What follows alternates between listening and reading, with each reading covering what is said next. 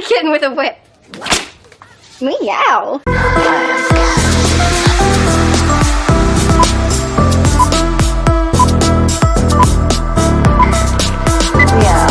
In the early noughties, Warner Brothers did the impossible. She managed to fail with a movie about the most popular superhero at the time. In the early 90s, the studio almost went broke because of the marketing campaign for the movie Batman Returns, because advertising posters that featured Michelle Pfeiffer were torn down all over the country immediately after they appeared somewhere. The popularity of the heroine was at such a level that they wanted to release a film about her in the mid-90s. But first Joel Schumacher intervened with his failure of Batman and Robin, and after refusing to play the role of Catwoman went and Michelle Pfeiffer. In the early noughties, the existing work on the film with Pfeiffer was quickly thrown out and decided to shoot something new and original. From that moment on, the studio went on the rampage. At the same time, it did not attack them selectively, but all at once. Perhaps there was a flash mob or someone from the management decided that life without a challenge is too boring. In general, the Warner Brothers studio began to make one strange choice after another.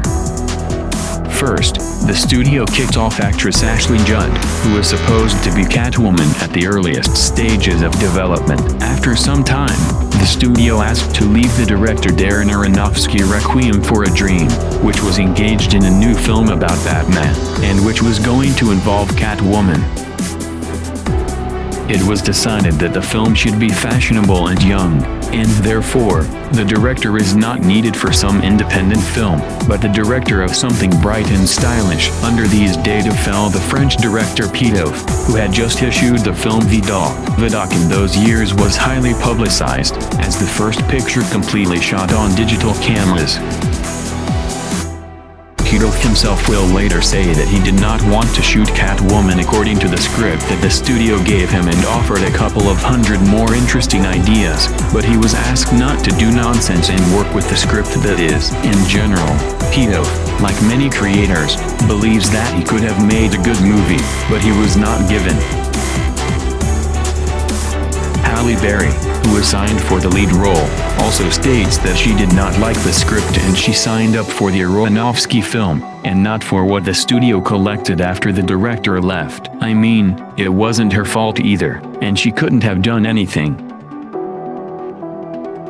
With the costume of the main character, the situation is quite strange. It turns out that no one showed it to the test group. It's just that the studio decided that this kind of costume is exactly what the audience needs. It was after the premiere that everyone suddenly opened their eyes that such a costume can go well at home, but in the cinema it is more likely to cause laughter. Halle Berry's boobs are lopsided.